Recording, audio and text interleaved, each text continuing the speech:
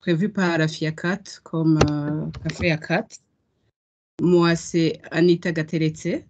Je suis coordinatrice des projets de la CAT Burundi et aussi membre de la CAT Burundi depuis l'année 2006. Donc, je suis une ancienne de la CAT et j'ai cheminé avec la CAT Burundi depuis, du moins, j'ai rejoint l'équipe quelques années après son agrément. Donc, je vais vous parler de la CAT Burundi. Je sais que la plupart des collègues connaissent déjà l'organisation, mais comme Corentin le disait, la CAT Burundi travaille dans des conditions un peu particulières par rapport aux autres ACAT. Donc, comme point à aborder, je vais parler de l'historique de la CAT, la structure de la CAT Burundi, les réalisations de la CAT avant la crise politique de 2015, et la situation actuelle donc de la CAT Burundi après 2015, situation caractérisée par une crise politique au Burundi.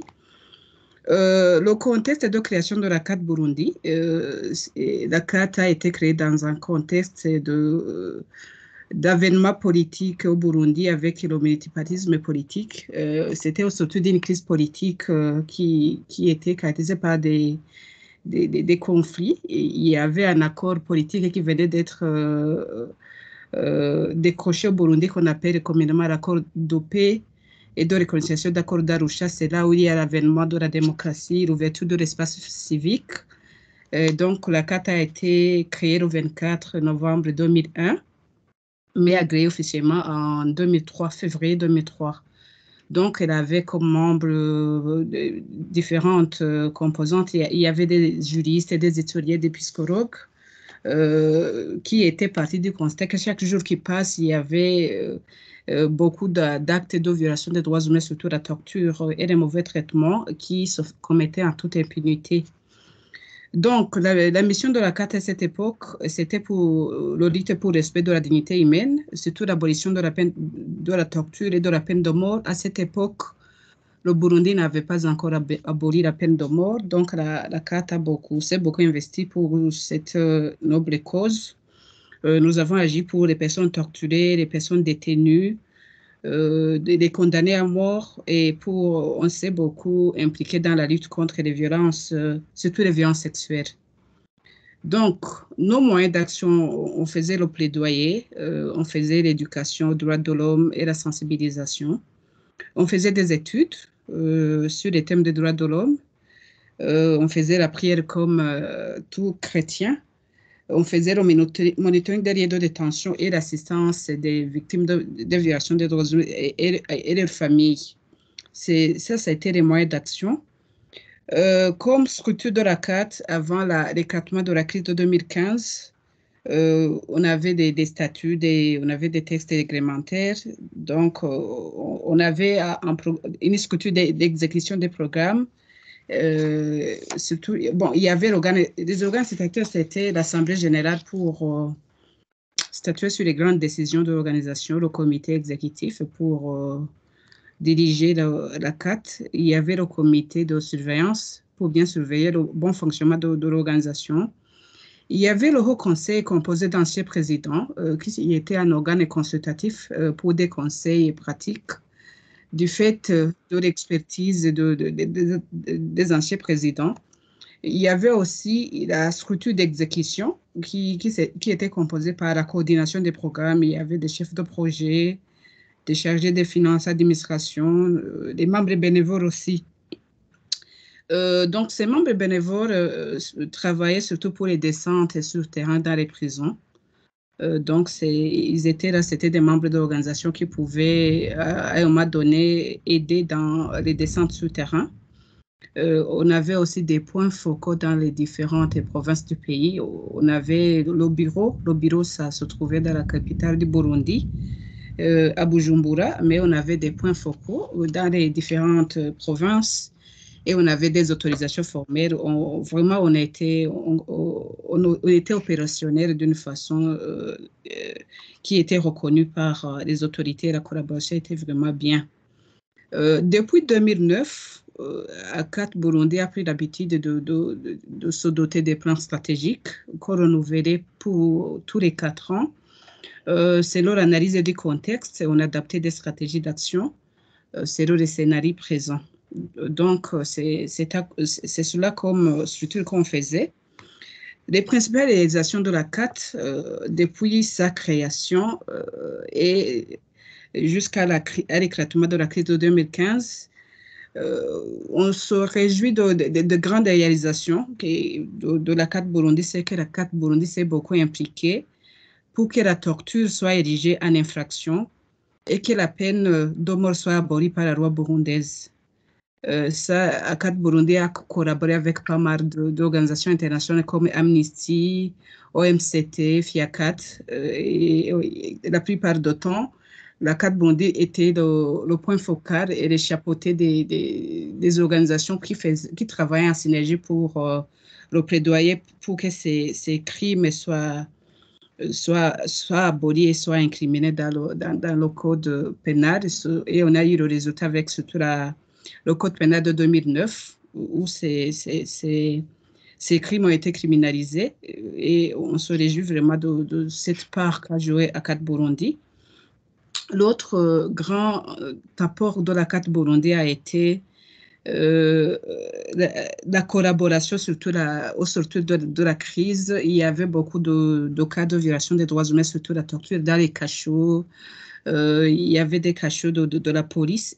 Il y avait vraiment, c'était un modèle de vie pour la police. Torturer, c'était la chose la plus banale pour eux. Donc, on s'est beaucoup impliqué avec les descentes souterrains, le monitoring de lieux de détention et les sensibilisations pour que le crime soit du moins ça, il y ait réduction des cas de crime. Et on a atteint notre résultat, puisque avant l'éclatement de la crise, et du moins, il y avait vraiment réduction des cas de torture dans le milieu carcéral, à part que tous les prisons avaient connaissaient d'autres défis, comme la surpopulation carcérale, le non-accès aux moyens à l'alimentation, l'accès aux soins. C'est toujours des problèmes permanents, mais par exemple, les mauvais traitements avaient beaucoup été réduits. Donc, jusqu'en 2015, ACAT Burundi était parvenu à consolider des rapports de collaboration avec les autorités administratives, du ministère de la Justice et de la police dans la lutte contre la torture. Les visites de prison se faisaient, par exemple, depuis 2009, avec ça variait selon l'obtention des projets. Des fois, on n'avait pas de projets. Et lorsqu'on n'a pas de projets, puisque ça implique beaucoup de moyens, c'était un peu difficile de faire des descentes dans des provinces locales du pays, mais sinon, selon la pratique, la CAT Burundi faisait 2 descentes par mois dans les prisons. 2 descentes par mois. Et donc, toutes les provinces étaient visitées. Comment ces visites se faisaient? Donc, comme il y avait une collaboration, on avait des autorisations du ministère de la Justice. On avisait qu'on allait faire des descentes et puis on faisait des séances de sensibilisation sur le code de procédure pénale à l'intérieur de la prison. Et comme ça, on parvenait à déceler les différentes violations des droits des détenus comme donc les détentions irrégulières, les personnes qui ont été acquittées mais qui ne sont pas encore relaxées.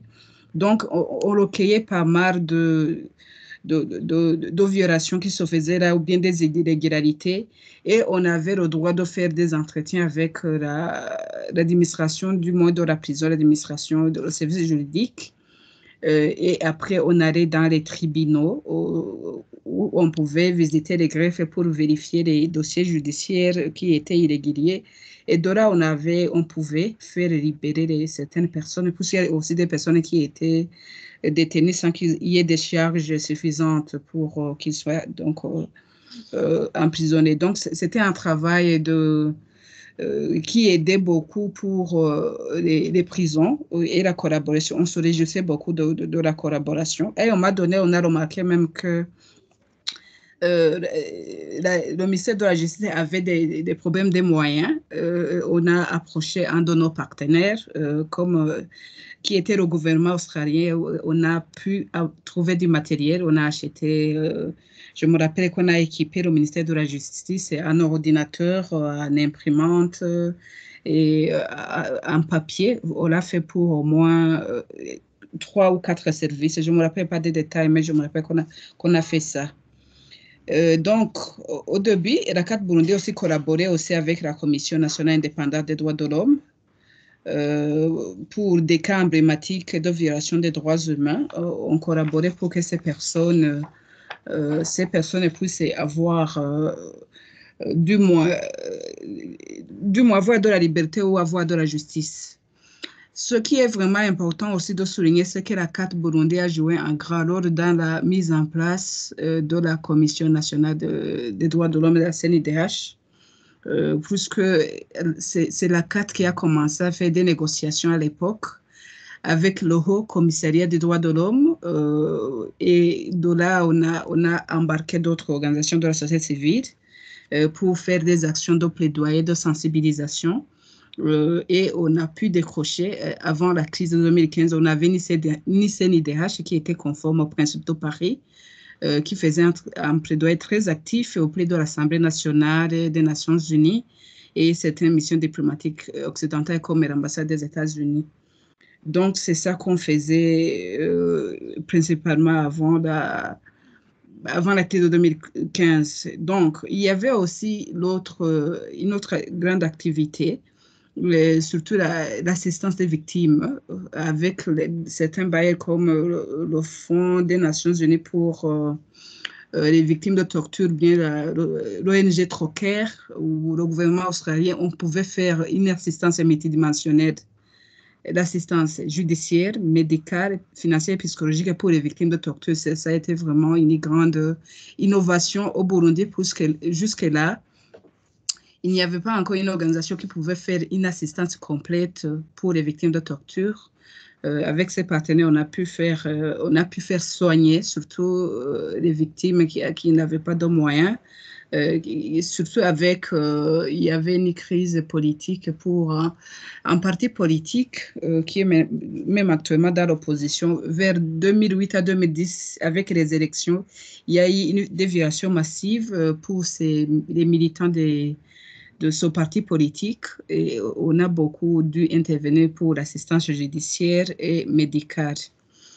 L'autre activité, c'était le renforcement des capacités. On a toujours fait des ateliers d'échange, de renforcement de capacités à l'endroit des activistes, à l'endroit des acteurs de la société civile, à l'endroit même des agents étatiques. On faisait des échanges avec les parlementaires, les ministères de la Justice et la police et tout ça. On s'est beaucoup impliqué aussi pour le plaidoyer pour la mise en place de la Convention contre les disparitions forcées. La convention a été signée le 6 février 2017, mais avant de quitter, n'était pas encore été ratifiée. Jusque-là, je pense qu'elle n'a pas encore été ratifiée. Et à partir de là, avec les élections de 2010 et les violations qui ont suivi, ACAT Burundi a mis en place une ligne verte, donc permanence téléphonique de ligne verte pour les victimes de torture, où ces victimes pouvaient appeler pour des conseils, pour des référencements. D'autant plus qu'on avait des cliniques avec lesquelles on collaborait, même la nuit. Donc, la ligne travaillait presque 24 heures sur 24, mais généralement à partir de minuit. C'est moi qui détenais le téléphone. Je sais qu'à partir de minuit, j'éteignais le téléphone pour l'ouvrir vers 7 heures du matin à 8 heures, puisqu'il y avait beaucoup d'appels. La ligne était gratuite et à un moment donné, ça devenait gênant. Mais vraiment, ça a beaucoup aidé pour le référencement, le conseil des victimes de torture. L'autre grand apport, l'autre grande activité de la CAT, c'est que la CAT, même jusqu'à maintenant, c'est une activité qu'on a maintenue.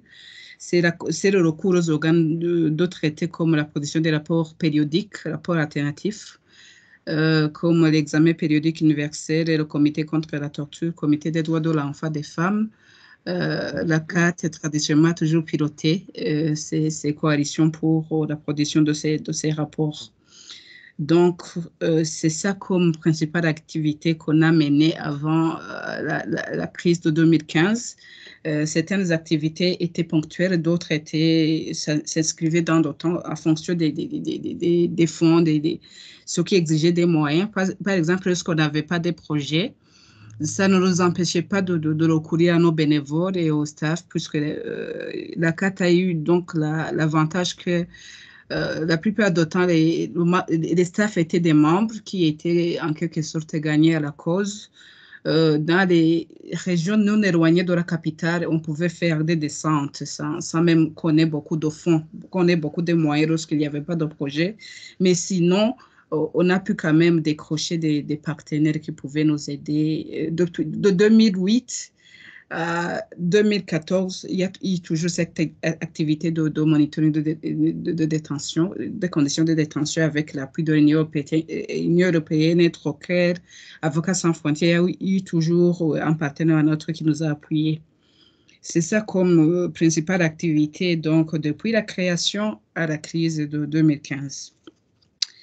Maintenant, on va aborder la situation du Burundi avec la crise de 2015, la crise politique et la radiation. Donc, suite à l'implication, donc, il y avait d'abord, pour ceux qui ne connaissent pas le contexte du Burundi, il y a eu la volonté du fait président Pierre Nkurunziza de décrocher un autre mandat, un troisième mandat qui était illégal et inconstitutionnel. Donc, il y a eu un mouvement des organisations de la société civile et des partis politiques. Nous, on a travaillé du côté de la société civile pour faire une campagne hard au troisième mandat. Et comme les choses ont évolué d'une façon un peu, disons, négative, que le président s'est beaucoup entêté, on avait beaucoup plaidé, sensibilisé, on a fait des marches et manifestations pour faire hard à la campagne. On a eu donc le prix d'être sanctionné par le gouvernement de cette époque. Donc, on a été dans un premier temps suspendu en novembre 2015 et puis radié le 19 octobre 2016.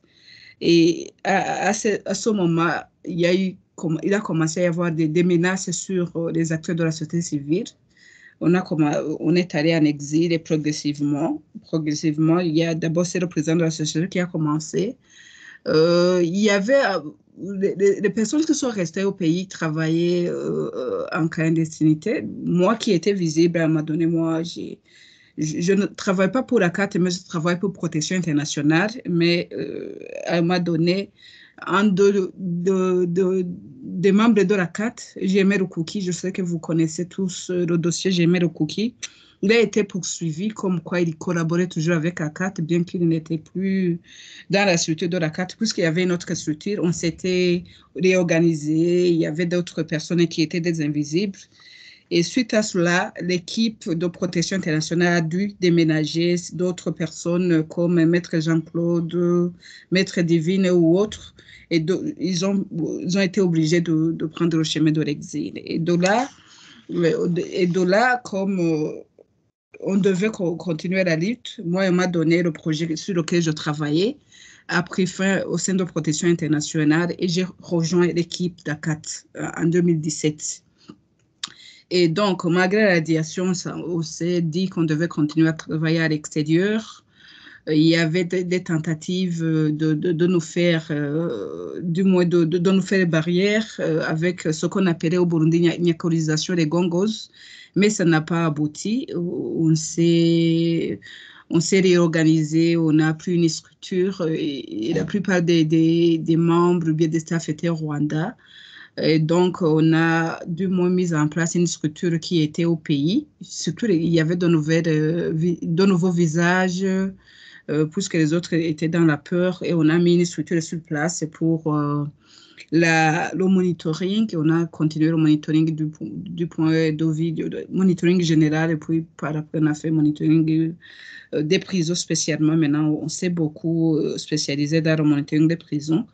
Donc, on a continué à travailler de cette façon, en ajustant notre stratégie, surtout en accordant de la priorité au plaidoyer à partir de l'extérieur. Du moment où les organisations de la société civile qui sont à l'interne ne parviennent pas à dénoncer les violations des droits humains, à parler aux autorités. Des fois, on collabore d'une façon discrète. Et nous, on est comme leur ambassadeur, puisqu'on est à l'extérieur, on peut faire du plaidoyer qui est du moins visible, il n'y a pas de souci. Donc, maintenant, ACAT est cible, précisément, des acteurs de la communauté internationale. Et de temps en temps, on est à Genève, on est à Bruxelles, on est en réunion avec le département d'État américain. Donc, on cherche des personnes pour pouvoir influer sur la situation du Burundi. Et il y a des hauts et des bas, mais on se réjouit quand même qu'avec ce travail qu'on a mené, avec les partenaires, on a parvenu jusque-là à maintenir du moins un œil sur la situation au Burundi, puisqu'il y a eu l'ouverture de l'enquête par la Cour pénale internationale. Il y a la mise en place de la commission d'enquête au niveau nigérien. Maintenant, il y a le rapporteur spécial sur la situation des droits de l'homme qu'on espère que son mandat sera renouvelé. Donc, ça, c'est le résultat des actions de plaidoyer qui sont menées par la CAT et les partenaires. Donc, on essaie de rester sur le terrain. Il y a beaucoup de défis. Les défis, c'est que la plupart du temps, maintenant, on est en train de voir comment on peut avoir un agrément, mais suite au défi de ne pas être agréé, de ne pas travailler au pays, il y a des partenaires qui ne parviennent pas à collaborer avec nous. Par exemple, à un moment donné, on collaborait avec le Fonds des volontaires des Nations Unies pour les victimes de torture. Il nous a dit, puisque vous n'êtes pas agréé, vous ne recevrez plus nos moyens, nos fonds. Donc, il y a des défis. Le fait de ne pas être sur le terrain, de ne pas prendre contact avec les autorités, ça aussi, ce sont des défis.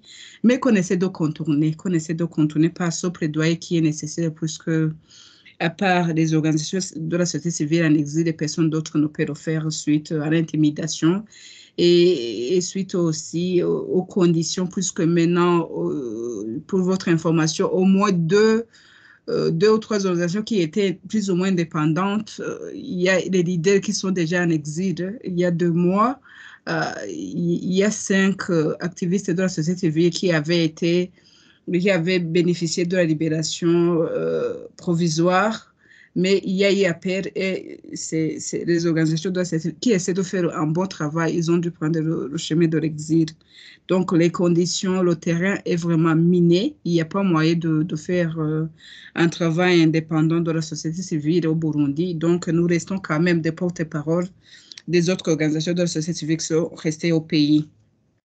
Et donc, maintenant, par ce travail de plaidoyer qu'on fait et de monitoring des prisons avec l'appui des personnes qui travaillent en toute discrétion, ces personnes peuvent être soit des personnes de l'administration pénitentiaire, des personnes des prisons qui sont gagnées à la cause. Puisqu'à un moment donné, comme on travaillait au Burundi, on avait tissé des liens avec les personnes qui sont restées là-bas. Et même parmi les personnes du pouvoir, il y a des personnes qui n'acceptent pas vraiment les violations, qui collaborent discrètement avec nous. Donc, on collabore avec ces gens pour obtenir des informations, on fait des alertes, on fait des plaidoyers. Et moyennant des communications sécurisées, on tient compte de cet aspect. L'autre grand apport maintenant, c'est qu'on essaie d'encadrer les victimes qui sont en exil. Ici, dans la sous-région des Grands Lacs, le Rwanda, le Congo, l'Ouganda, il y a pas mal de victimes de violations des droits humains qu'on essaie d'encadrer. Ces personnes, ces victimes recourent à nous. Et puis, on fait la saisine des mécanismes internationaux de protection des droits humains, à savoir la Commission africaine des droits de l'homme et des peuples, le Comité contre la torture et le groupe de travail des Nations unies sur les détentions arbitraires. Et ça aussi, bon, il y a des défis, mais quand même, on parvient à montrer qu'il y a toujours des violations et il y a certaines décisions favorables qu'on a pu décrocher, bien que il y a aussi des soucis, puisque ces mécanismes travaillent très lentement et des fois, les victimes ne sont pas satisfaites de notre prestation. L'autre aspect, c'est qu'on collabore aussi la communauté burundaise en exil. On a vu, il y a des jeunes, il y a des femmes, il y a des désœuvrés. On essaie de les sensibiliser sur leurs droits. On essaie d'encadrer la jeunesse et les femmes. Donc, c'est essentiellement cela qu'on fait. Il y a aussi des études, c'est notre contexte. On a fait des études sur la situation des réfugiés, l'impact des sanctions économiques. Donc, c'est ça qu'on fait essentiellement. Et aussi, on essaie de maintenir un cadre d'échange entre les acteurs de la société civile pour des mises à jour du contexte et pour affiner des stratégies ensemble. Donc, c'est ça. Comme le temps file, je pense qu'il faut privilégier les échanges. Je vais m'en arrêter là, comme ça, avec les questions, on pourrait mieux développer les interventions de la carte. Et je vous remercie. Merci beaucoup, Anita, pour cette présentation ô combien complète et qui permet de vraiment revenir, de voir en rétrospectivement ce qui s'est passé avec la CAD Burundi, d'où elle vient et son parcours. Merci beaucoup, parce que je pense pas que ce soit si clair que ça au sein du réseau, même si on a suivi quelques épisodes malheureux, comme tu parlais du cas de Germain tout à l'heure. Mais je pense que c'était important pour tout le monde de comprendre un petit peu le cheminement. Est-ce que quelqu'un parmi vous souhaite poser une question? Alors, il y a Anita qui vient de prendre la parole, mais on a également Maître Divine et Maître Jean-Claude qui sont parmi nous et qui pourront répondre aux questions. Jean-Daniel?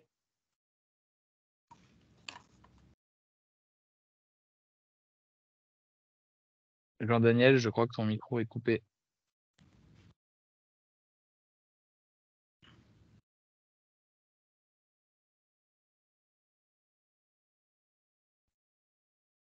Il est toujours coupé.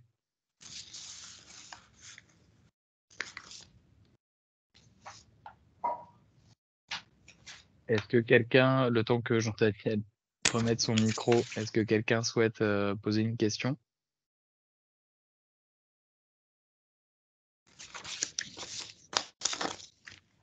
Moi, j'en ai une, sinon, à tous les trois. Vous posez la question puisque l'histoire récente de la CAD Burundi s'inscrit maintenant depuis l'étranger en exil et vraiment un travail très important avec l'extérieur. Est-ce que vous pouvez nous dire quelle est l'importance du travail en réseau pour la CAD Burundi aujourd'hui, depuis 2015?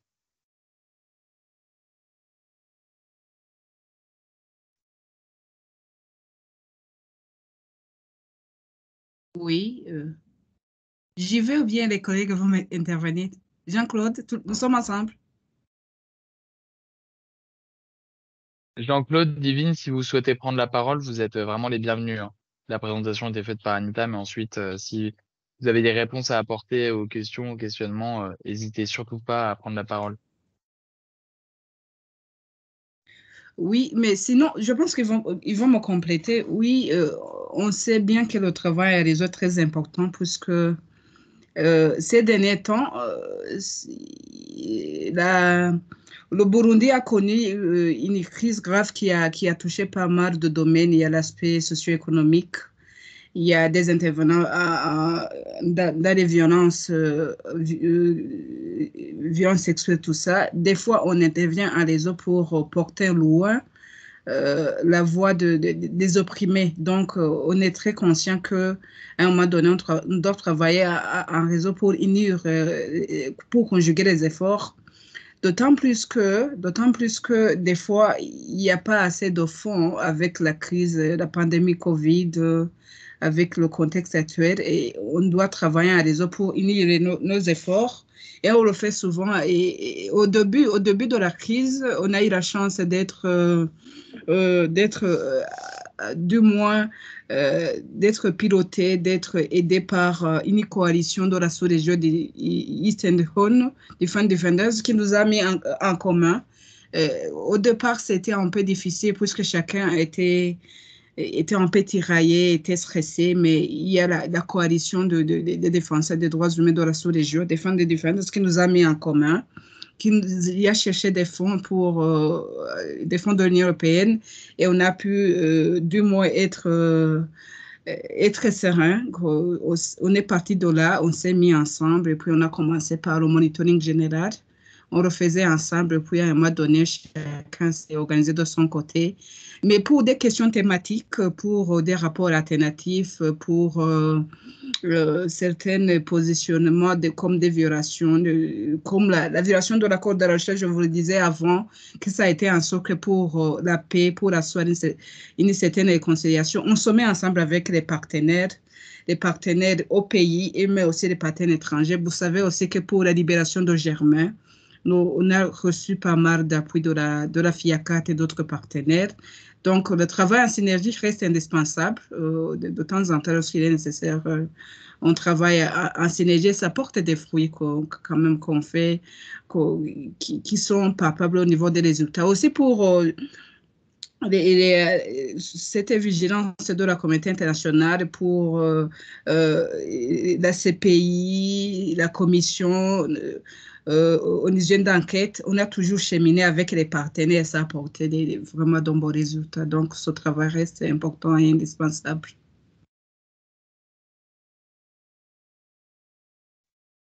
Merci, Anita. Oui. Merci beaucoup. Est-ce que quelqu'un souhaite poser une autre question? Simplement, hi Dale. Can you hear me? On a Dale qui nous a rejoint, le président de la CAT Liberia.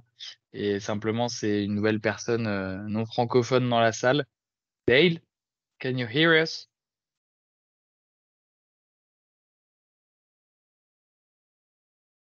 Okay, Dale, if you can hear me, I'm just going to do the live translation in the chat if you want to follow what we're talking about. Guillaume a une question. On a toujours Jean-Daniel qui a main levée, mais je ne sais pas s'il est toujours parmi nous. Guillaume, tu veux prendre la parole? Je sais pas si Jean-Daniel a baissé sa main aussi. Bonjour Anita, bonjour Jean-Claude, bonjour Divine. C'est un vrai plaisir de vous revoir. Merci beaucoup pour la présentation. Moi, j'avais une petite question en termes de vie de la CAT, avec le fait que vous soyez maintenant en exil et radié depuis 2015, pardon. Je me demandais comment vous arriviez à recruter des nouveaux membres. Est-ce que vous arriviez à recruter des nouveaux membres pour la CAT? Et comment se passait la vie démocratique au sein de l'organisation avec tout le monde à distance? Oui, c'est une question vraiment pertinente. Oui, avec la radiation, on a eu des soucis. On a eu des soucis que dans un premier temps, il y avait des membres de la CAT qui ont été manipulés par le pouvoir, puisqu'il y avait toute une bataille entre les personnes gagnées à la cause des droits de l'homme et des personnes qui voulaient juste travailler pour le gouvernement. Donc, ça a été un peu difficile. Prioritairement, les personnes qui ont pris le chemin de l'exil ont continué la gestion quotidienne de l'organisation. Mais sinon, on avait le comité exécutif. Ce comité, il y a Divine qui était membre du comité. Il y a Madame Janine Hinawachura. Il y a aussi Maître Almer qui avec des réunions avec certaines personnes, ont fait un comité de crise de l'organisation.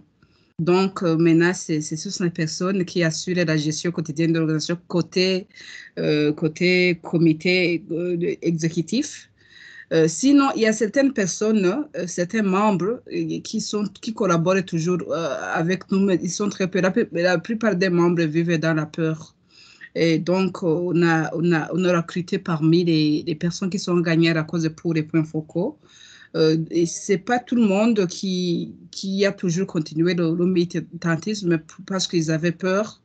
Parce qu'avec l'arrestation de Germain, vraiment, la situation était très tendue au pays. Et donc, il y a certaines personnes qui ont continué discrètement. Sinon, s'il arrive qu'un membre de la CAT, surtout les avocats, ils ont une certaine marge de manœuvre. Comme il y avait pas mal d'avocats, on essaie d'entretenir des relations vraiment informelles avec ces membres qui sont restés au pays.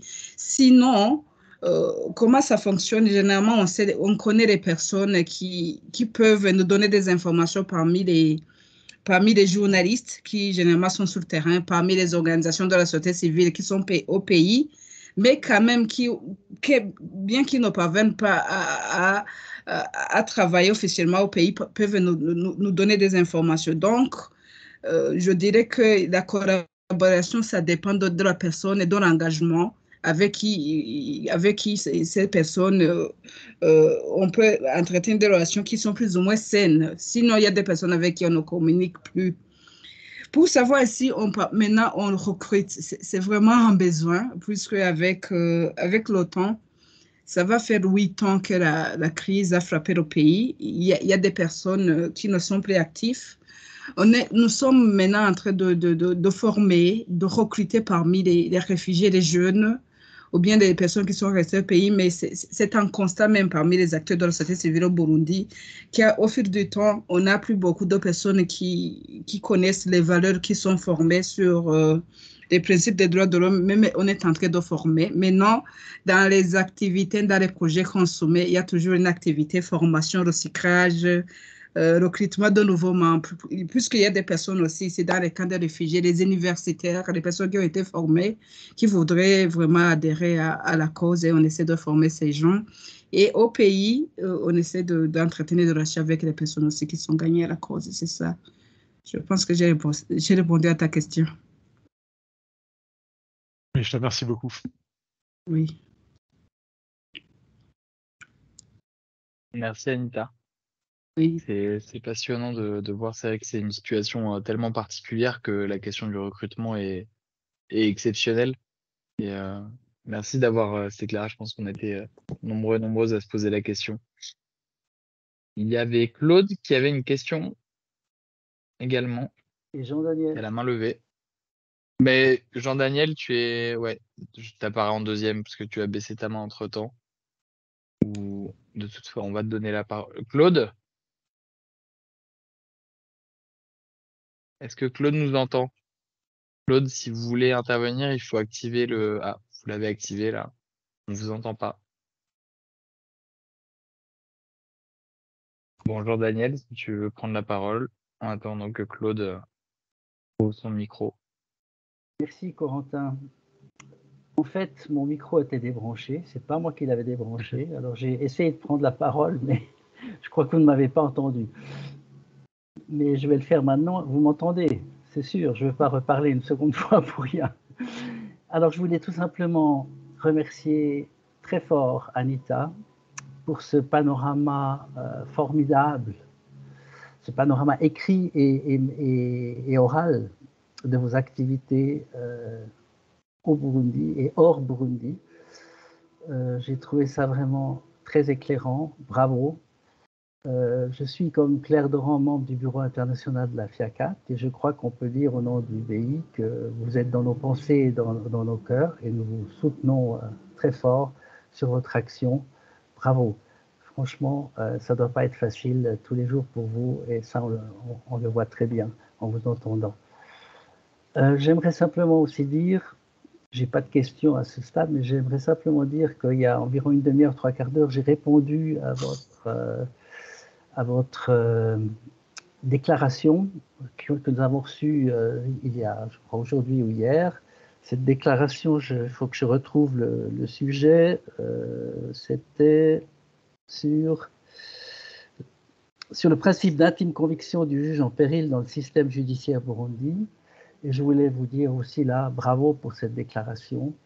Il est très très important de parler du principe de séparation des pouvoirs. Et c'est de ça qu'il s'agit dans votre déclaration, parce que, à mon avis, le principe de séparation des pouvoirs, c'est le principe peut-être numéro 1 de l'état de droit. Et il n'est pas respecté, ce principe, au Burundi actuellement depuis la crise, comme vous l'appelez.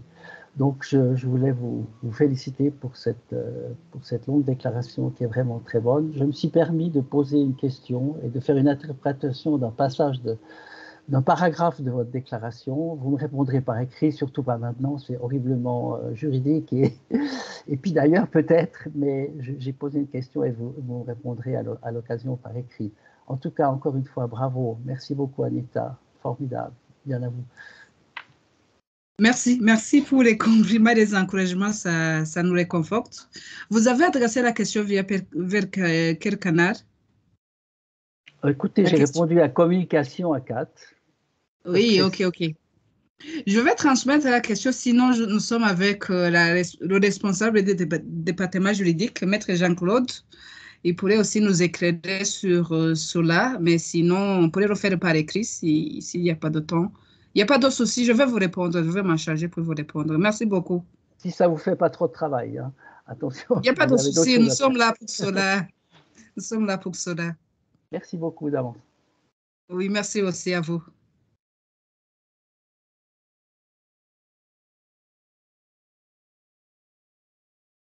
Est-ce que quelqu'un souhaite poser une question après l'intervention de Jean-Daniel? Et je tiens d'ailleurs à souligner, puisque Jean-Daniel est allé sur cette voie, vraiment à saluer, moi je les vois pas mal passer, toutes les déclarations et tous les rapports que la CAT Burundi produit. Il y a un superbe rapport trimestriel sur l'état des prisons. Et c'est vraiment un tour de force, Anita l'a répété, mais c'est vraiment à saluer malgré l'extérieur. La CAT réussit à avoir un réseau de collaborateurs, de collaboratrices sur le terrain qui est vraiment pertinent et réussit à documenter l'état des prisons, ce qui ne pourrait pas être fait sur des sources présentes au Burundi, puisque la société civile est largement corsetée, muselée. Et également ce rapport mensuel qui est publié par la CAT Burundi sur toutes les violations des droits humains, donc des cas de torture, des assassinats, et j'en passe. Donc vraiment, je tenais à saluer et à conseiller à tout le monde. Je vais d'ailleurs glisser le lien dans le chat, un lien vers le site de la CAT Burundi où vous pourrez retrouver absolument tous les rapports produits et publiés par la CAT. Jean-Claude? Oui. Ah, ton micro, Jean-Claude. On ne t'entend pas. J'ai l'impression qu'il est... Non, on t'entend toujours pas.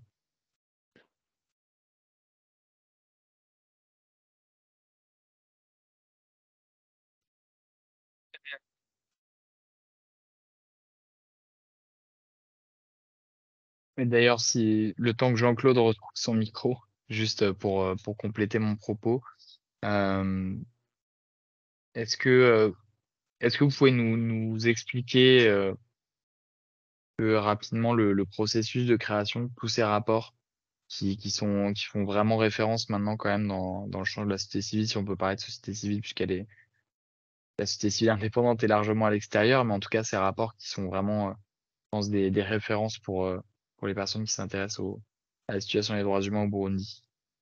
Un petit peu le processus de fabrication, comment ça fonctionne, sans aller dans les détails évidemment, parce qu'il y a des informations confidentielles, mais un petit peu avoir une idée de comment vous procédez. Oui, pour ces rapports, il y a, comme vous l'avez bien souligné, il y a le rapportage sur le monitoring général et le reporting sur les conditions de détention. Il y a des départements, nous avons des staffs, les staffs de la CAT, et donc il y a un point focal sur le monitoring général qui essaie de coordonner les informations sur les violations en rapport avec le monitoring général cheminées par cette personne. Il fait un travail, il compile des informations. On fait aussi ce schéma pour le monitoring des conditions de détention.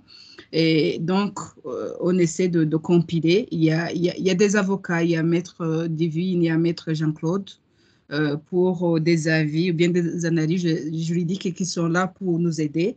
Et on a pris l'option de donner pour le monitoring général un rapport mensuel et pour le monitoring des prisons un rapport trimestriel. Au départ, on faisait un rapport pour le monitoring des conditions de détention mensuelles, mais comme à la longue, les violations ont beaucoup diminué. Et on s'est dit qu'à un moment donné, il fallait faire quelque chose de plus ou moins consistant. On s'est mis sur 3 mois. Mais cela n'empêche que en cas de violation, en cas d'alerte, on fait des dénonciations via les médias. Les médias en exec sont très écoutés. Et notre compte tuteur aussi, on essaie de faire l'alerte. Et ça fait des fois, ça porte des fruits, puisque je vois des réactions, des fois l'implication de la CNIDH Et des fois, au sein de la prison qu'on a ciblée, on parvient à saisir, à entendre qu'il y a eu des changements. Par exemple, il y a des agents qui ont été mités ou démis de leurs fonctions suite aux arrêtés de la CAT. Et vous savez que maintenant, Twitter, ça marche plus que tout autre canal de communication. Lorsqu'on tweete une information, il y a des fois des réponses du ministère de la Justice, création de la Commission nationale indépendante et ça porte des résultats dans un bref délai. Donc, on a des staffs qui sont sur les thématiques en rapport avec le monitoring général et le monitoring des prisons qui essaient de compiler les informations. Et moi, au niveau de la coordination, j'essaie de coordonner tout ça sur ces périodicités de publication de rapports. C'est ça comme ça qu'on opère. C'est impressionnant, cette mécanique, sans avoir un orteil physique de votre côté du comité de la cheville ouvrière de la CAT, sans avoir un orteil physiquement présent dans le pays, de réussir à faire ça, c'est vraiment stupéfiant. Jean-Claude, est-ce qu'on t'a récupéré? Pour l'instant, on a la version muette de Jean-Claude. Ah zut. Jean-Claude, si tu veux, tu peux nous écrire dans le chat. Et je pourrais donner, dire à voix haute ton venais de intervention. l'entendre là, qu'il essaie de parler encore. On l'avait saisi.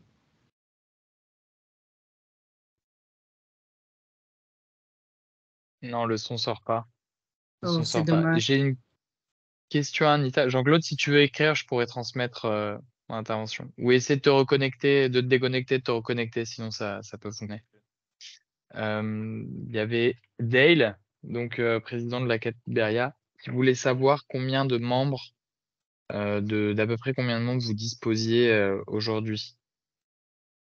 Oui, au départ, on avait 20 membres, mais on a 10 membres qui sont actifs. 10 membres avec la crise. Avec la crise, on n'a plus beaucoup de membres. On a 10 membres actifs.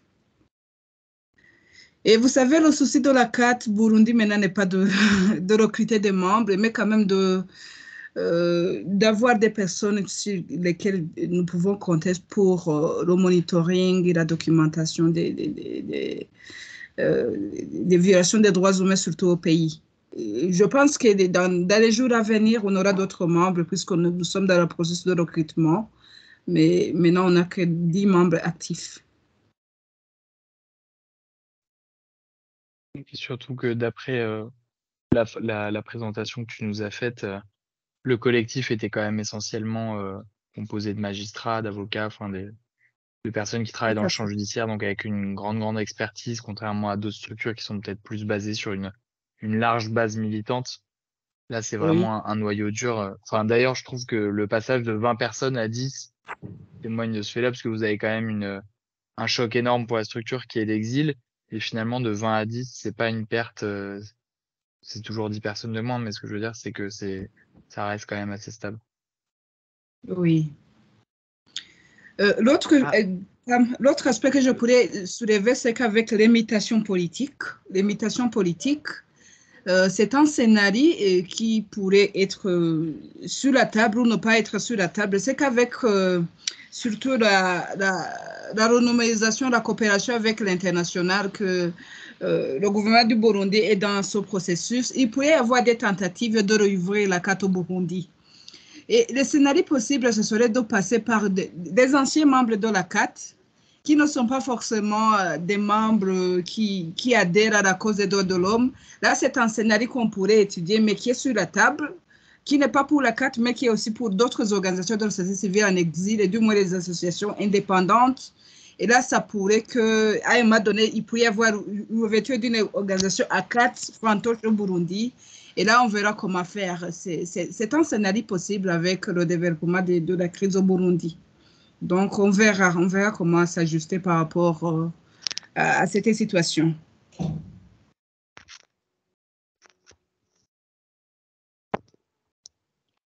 Et surtout que le pouvoir burundais est plutôt coutumier du fait, a tendance à utiliser pas mal de gongos. Je sais pas d'ailleurs si tu peux nous... Je pense que vous êtes quand même une ACAT qui a le plus souffert de ces phénomènes de fermeture assez brutales dans votre cas de l'espace civique et qui peuvent en témoigner auprès des autres ACAT. Je pense que c'est intéressant de voir un petit peu qu'est-ce que c'est une gongose, qu'est-ce qu'on appelle une gongose, quels ont été les effets de la manipulation de l'espace civique et de sa fermeture pour vous. Bon, pour ceux qui ne le savent pas, Nigongo, c'est une organisation de la société civile qui a un agenda du gouvernement qui n'est pas là pour la cause des droits de l'homme. La plupart des membres des Gongos ont des décrets présidentiels, ont des décrets, ils travaillent dans l'administration, ils ne sont pas, ils ne produisent pas de rapport sur la situation des droits de l'homme, donc ils sont là juste pour défendre le bilan du gouvernement. Donc, ces organisations ont beaucoup été développées avec la crise et juste pour contrecarrer l'action de la société civile indépendante. Et l'impact, c'est que des fois, ça gêne parce qu'à un moment donné, Marie n'est pas ici, mais à un moment donné, on le trouve à Genève et des fois, on est à couteau tiré avec ces organisations qui sont là juste pour montrer que tout va bien, alors que ça ne va pas. Donc, l'action des Gongos, c'est juste pour faciliter l'action du gouvernement et cacher les violations des droits humains qui sont commettent dans le pays. Donc, on essaie toujours de contrecarrer ces actions. Par exemple, dernièrement, avec le dernier dialogue interactif avec le rapporteur spécial sur la société des droits de l'homme, il y a 2 jours, une quarantaine d'organisations Gongos a sorti une déclaration juste pour soutenir la CNIDH qui n'est plus indépendante et l'action du gouvernement est aussi dire qu'elle ne soutient pas le renouvellement du mandat. Donc, ce sont des actions vraiment qui gênent nous autres qui essaient de promouvoir la promotion des droits humains. C'est ça comme action des Gongos. Il y a une deuxième question auquel je n'ai pas bien saisi, Corentin, en rapport avec les Gongos. Non, c'était plus généralement sur la fermeture de l'espace civique. C'était plutôt que tu parlais de Gongos tout à l'heure, donc je voulais te faire préciser pour les personnes qui sont pas forcément familières avec ce terme-là. Mais c'était plus plus généralement sur la question de la fermeture brutale de l'espace civique au Burundi depuis la crise de 2015. Tout à fait. Oui. On a une question de Christian. Alors Jean-Daniel, je sais pas, tu avais la main levée aussi. Peut-être qu'on laisse Christian Loubassou poser une question. Il n'en a pas posé depuis tout à l'heure. Et puis ensuite, on pourra te donner la parole si tu le souhaites. J'invite les personnes qu'on n'a pas entendues aussi à poser des questions, à faire part de vos impressions sur la CAT. Si vous souhaitez juste intervenir, vous êtes les bienvenus. Christian? Ton micro est coupé. Ton micro est coupé, Christian. Il faut juste l'activer. On t'entend là. C'est bon. C'est bon, merci. Merci, Corentin. Et il faut le plus mes félicitations à la CAT Burundi et à sa porte-voix, Anita. Moi, j'ai une petite préoccupation par rapport à la CAT Burundi.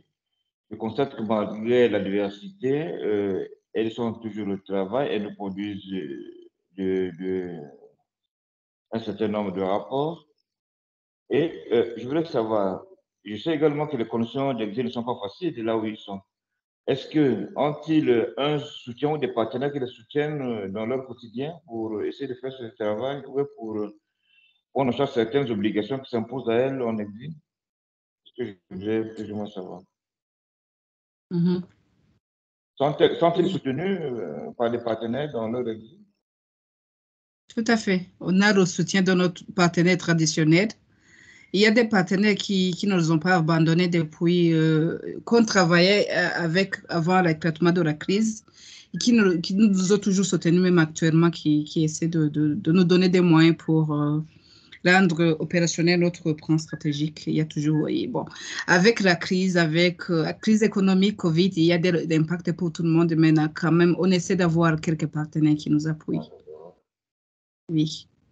Puisque même ces personnes qui sont sur le terrain ont besoin des moyens de communication, ni bonne connexion Internet et ils ont besoin de se déplacer. Donc, on essaie de retrouver des moyens du moins minimum pour être opérationnel ou communiquer.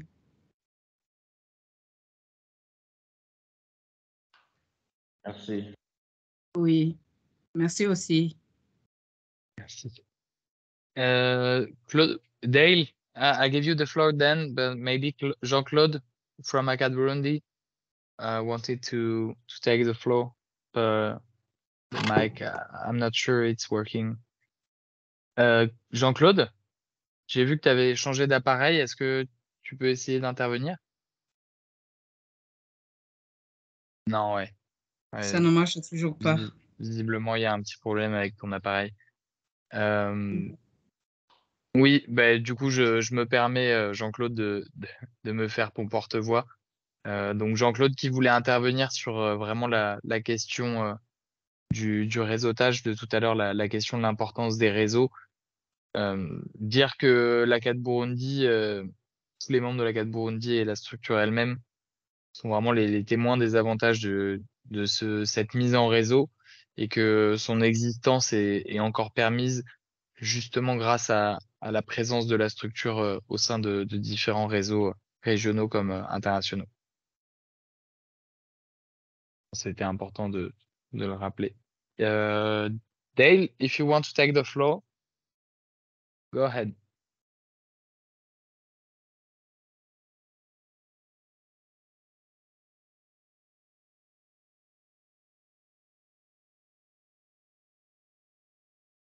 Dale?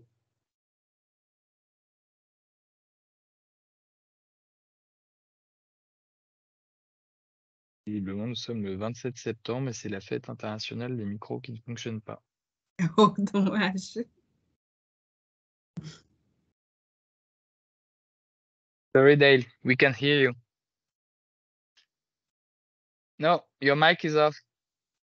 I can see you talking, but your mic is off.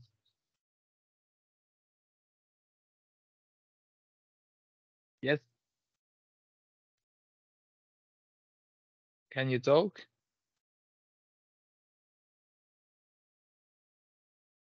Okay. Sorry, Dale, we can hear you. If you want to type down a question, I can ask it to ACAD Burundi, if that's simple. Kathleen. Yes, my mic is on now. Hein? Vous m'entendez? Oui. Ok. Alors, Anita, merci beaucoup. Ça me fait plaisir de te voir en vrai maintenant parce qu'on a déjà eu quelques échanges. Et alors, j'ai une question peut-être un peu délicate. Moi, j'en ai déjà discuté avec Germain Rukuki, qui habite maintenant dans mon pays natal, pluvieux et froid, la Belgique. Parce que je me suis posé la question, pourquoi en fait, je crois qu'il est toujours membre de l'ACAD Burundi, mais et que vous collaborez encore de temps en temps, mais lui, il travaille surtout pour sa propre organisation qu'il a fondée maintenant. Et je me suis demandé si il a expliqué que c'est quand même un atout parce que lui, il a ses propres expériences, il a ses propres réseaux, etc. Donc, ça donne encore un autre angle. Mais j'aimerais quand même entendre ta perspective, si tu veux en parler, je ne sais pas, si c'est vraiment, si c'était pas mieux, si ce serait pas mieux si Germain, il ferait encore partie de votre comité ou du groupe actif de l'ACAD Burundi. Oui, la question est vraiment délicate puisqu'elle est liée au choix de Germain Rukuki. Oui, Germain Rukuki, je sais bien, oui, il a pris l'option de fonder sa propre organisation. Il nous a informé, nous a donné demandé son avis parce qu'il avait, c'est lui une grande expérience à partager de détenus emprisonnés, de détenus, d'anciens activistes emprisonnés. De par ce qu'il nous a dit, c'est qu'il disait qu'il avait beaucoup d'expérience à partager que nous autres, nous n'avions pas. Et je pense que peut-être qu'il a atteint ses résultats avec l'échange d'expérience, parce que des fois, je vois que ces interventions relèvent vraiment d'une personne qui a beaucoup appris au sein des prisons. Sinon, ça aurait été bien sûr un plaisir de continuer le chemin ensemble avec Germain, puisqu'on a fait pas mal de choses ensemble. Et des fois, on se concerte, on se retrouve ensemble dans des rapports qu'on produit ensemble. Mais si Dolui, à part l'expérience qu'il a eue, il prend l'option, le choix de fonder sa propre organisation, je pense que on respecte ses choix. Et à un moment donné, il pourrait nous rejoindre, on ne sait pas, de part que, bon, à un moment donné, je ne sais pas comment l'avenir nous le dira, mais ça, c'est une question personnelle, mais on le soutient puisque vous savez, un DDH qui, à un moment donné, a été condamné à 32 ans, 32 ans de prison, c'est lourd. Lorsqu'il est sorti, Germain, c'est une personne très engagée, j'ai collaboré avec lui. Moi, j'étais coordinatrice et lui, responsable administratif et financier. Mais n'empêche que pour des questions de programme, je le vois très impliqué. Il était très impliqué, il était très actif. Au sortir de la prison, on l'a vu avec beaucoup d'énergie, beaucoup d'engouement. Peut-être qu'il voulait beaucoup de l'espace. Et avec le temps, il va tirer, il pourra voir ce que ça a apporté. Sinon, on est ensemble dans la lutte, on défend les mêmes causes et on est ensemble. Je pense que on pourra voir sinon, comme il y travaille spécifiquement pour son organisation intervient pour les défenseurs des droits humains et il capitalise aussi son expérience en prison. Il faut juste lui laisser le temps. Il y a aussi cet aspect psychologique qui entre en jeu. Moi, je me suis dit qu'il voulait se décharger, donc faire sa contribution avec un terrain assez large qu'il ne pouvait pas avoir au sein de la CAT. Mais sinon, je sais bien que nous sommes ensemble, on parle souvent, on se rencontre dans les réunions. Donc, on verra avec le temps. Et comme aussi votre pays, là, ça ne donne pas beaucoup de facilité, de prérogatives. On verra avec le temps comment il va continuer à mener sa lutte. Sinon, nous sommes vraiment très ensemble. OK, oui. Merci. Oui.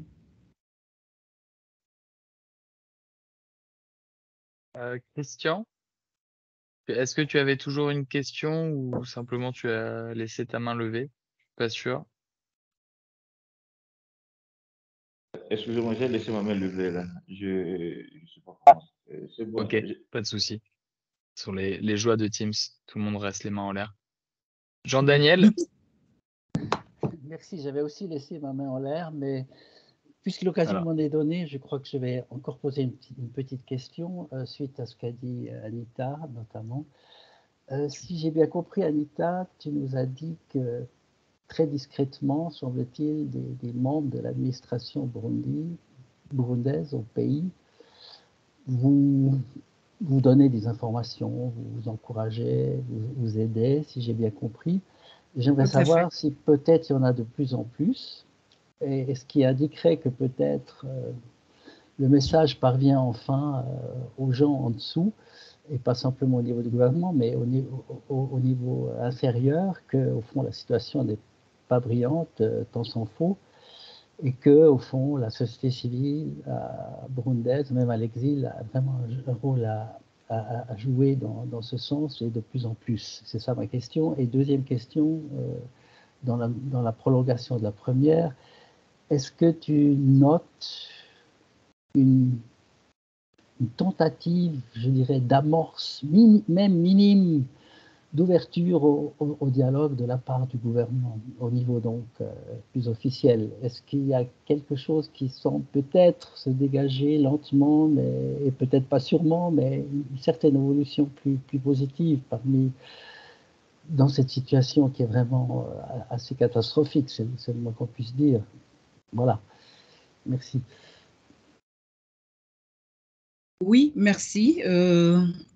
Si j'ai bien compris la première question, vous demandez si avec la collaboration des administratifs, ça va en augmentant ou en diminuant, je pense que ça, au fil du temps, il y a des mécontentements avec les personnes de l'administration. Il y a beaucoup de dénonciations que ça se faisait avant.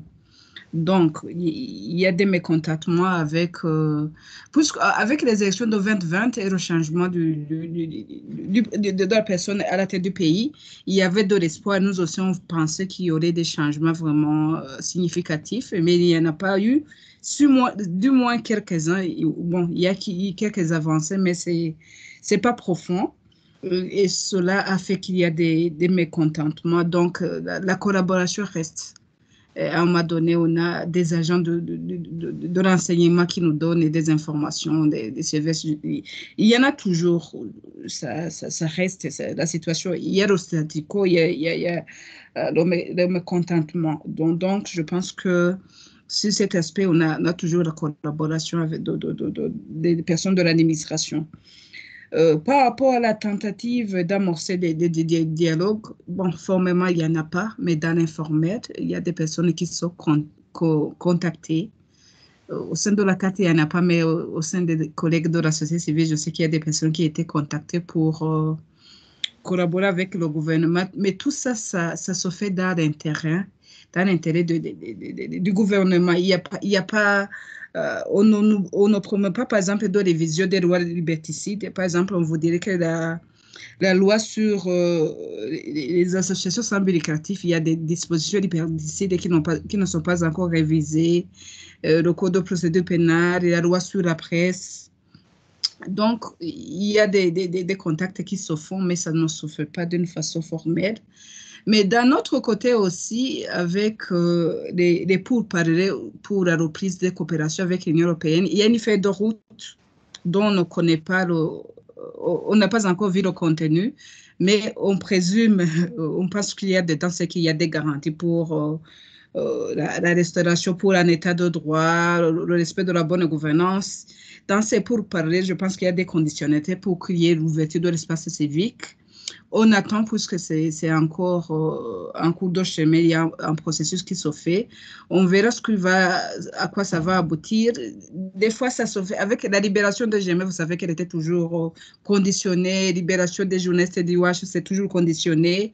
Des fois, on le fait pour qu'il puisse y avoir des avancées côté coopération internationale. Mais formellement, avec la bonne volonté, on ne trouve pas de bonne volonté du côté du gouvernement. Donc, le gouvernement essaie de manigancer, essaie de toujours tirer profit de cette coopération. Donc, le bilan pour moi, la situation n'est pas vraiment très satisfaisante puisqu'on voit que dans le discours officiel, le président n'évoque jamais le respect des droits humains. C'est un combat qui reste là. On doit toujours s'impliquer pour que quand même on puisse décrocher un dialogue. On verra avec le temps. Sur le terrain, la situation économique est vraiment en péril. Le gouvernement a besoin des fonds, a besoin de l'appui budgétaire qui n'est pas encore là. On verra parmi les conditionnalités si ça pourra bouger, mais d'ici là, c'est pas vraiment... ça n'avance pas très bien, mais ça pourrait bouger puisque on aura besoin des fonds des États-Unis, de l'Union européenne. Et là, avec l'inconditionnalité de la réouverture de l'espace civique, on verra comment ça va cheminer. Mais d'ici là, rien n'est encore vraiment très appréciable. Merci beaucoup, Anita. Une question de Dale aussi, qui a un micro qui ne fonctionne pas du tout. Et donc, il nous a écrit une nouvelle question dans le chat. Il se demandait comment l'ACAT faisait, donc, compte tenu de sa situation, pour maintenir, déjà, est-ce qu'elle dispose d'un bureau?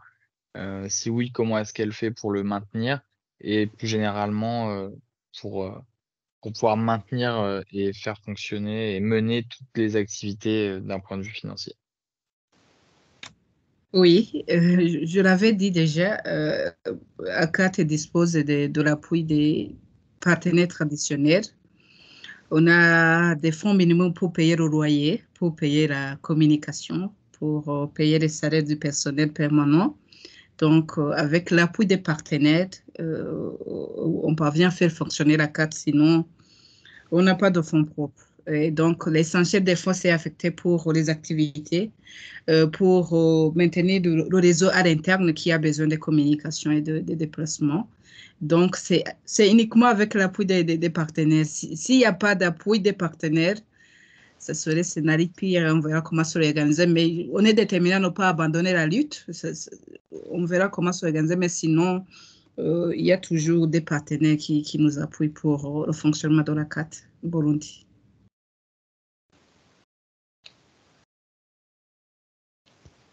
Merci. Est-ce que quelqu'un a une autre intervention? Sinon, alors chez moi, il est 16h17, ça fait un peu plus d'1 heure qu'on est ensemble. Donc, est-ce qu'il y aurait une nouvelle intervention ou est-ce que Anita, je crois que Divine, bon bah Jean-Claude a des problèmes de micro, mais Divine, je crois qu'elle est parmi nous aussi. Non, Divine a quitté. Je sais pas si toi aussi tu as un mot de la fin, Anita, quelque chose que tu veux nous dire. Peut-être que s'il n'y Bon, a pas d'autres interventions, on peut boucler. Il n'y en a pas? Bon. Mais c'est juste des remerciements de nous avoir donné ce cadre. C'est un bon cadre pour s'exprimer. Je remercie vos compliments, vos encouragements. Je sais que la FIACAT a toujours été de notre côté. On a fait pas mal d'actions ensemble. Avant de quitter le Burundi, on était ensemble avec Guillaume au pays. C'était 2014, je pense, sinon 2013. Donc, j'apprécie beaucoup l'appui de notre fondation, la FIACAT. Et ça nous réjouit qu'on pourra toujours compter sur vous pour la lutte qu'on mène au Burundi et ça porte des fruits. C'est difficile, mais avec l'aide de tout le monde, on va y arriver. Et donc, merci pour votre appui, pour votre collaboration. Ça nous enchante et ça nous encourage aussi. Merci beaucoup. Corentin, moi je propose d'applaudir la CAT Burundi. Bravo. Un grand merci. Merci aussi. Merci Bravo, beaucoup, Anita. Anita. Oui, merci. Et juste une petite question qui n'a rien à voir, mais à laquelle tout le monde peut répondre. Simplement, si vous aviez des envies particulières en termes de vie du réseau, s'il y a quelque chose qui vous manque ou simplement des idées que vous aimeriez me soumettre pour d'autres types d'événements à l'avenir. Tout à fait. Si Tout vous n'avez à pas fait. d'idée tout de suite, je reste disponible. Vous pouvez évidemment m'écrire à n'importe quel moment, mais simplement, c'était pour faire aussi vivre un peu le débat. Tout à fait, merci. Merci pour la disponibilité. J'ai pas bien compris la question, Corentin. Alors, tu veux dire le réseau en général ou avec la CAT Burundi? Non, non, en général, là, c'est vraiment une question qui sort de la CAT Burundi. C'est plutôt parce que le Café A4 en est déjà à sa 9e édition et il y a d'autres événements ponctuels, mais simplement un petit peu voir les besoins, les envies. Encore une fois, ça peut être un mail que vous m'écrivez par la suite ou vous me passez un coup de fil, mais c'était un petit peu pour ouvrir le débat et s'il y avait des idées à chaud comme ça que je puisse récolter.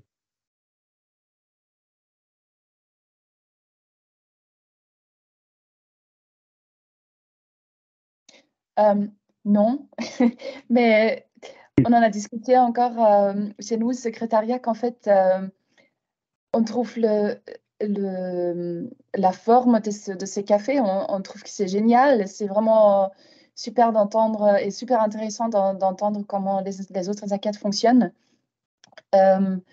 Mais enfin, pour nous, on a dit, oui, c'est pas vraiment un café, quoi. Enfin, mais bon, je comprends aussi que c'est difficile d'animer un vrai café en ligne avec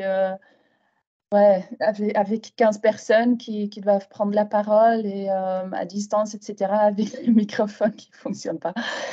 Enfin, bref, oui, c'est assez formel, disons comme ça. Formel. Mais j'ai pas de proposition comment on peut changer ça, en fait. Ok, je note. Oui, c'est toujours la difficulté avec disons, des échanges qui se veulent informels, mais qui restent quand même à distance, avec bien des kilomètres, mais je note. Effectivement, d'expérience, c'est vrai que ça dépend aussi des cafés. Il y a des cafés où ça se lance beaucoup plus, d'autres où ça reste vraiment sur des questions de fond qui sont pertinentes et super intéressantes, mais qui restent dans une forme de formalité. Mais je note, il y a toujours de quoi creuser. Donc merci Kathleen. Peut-être qu'on peut essayer avec de la bière ou quelque chose, je sais pas. Enfin, Oui, j'avais ma tasse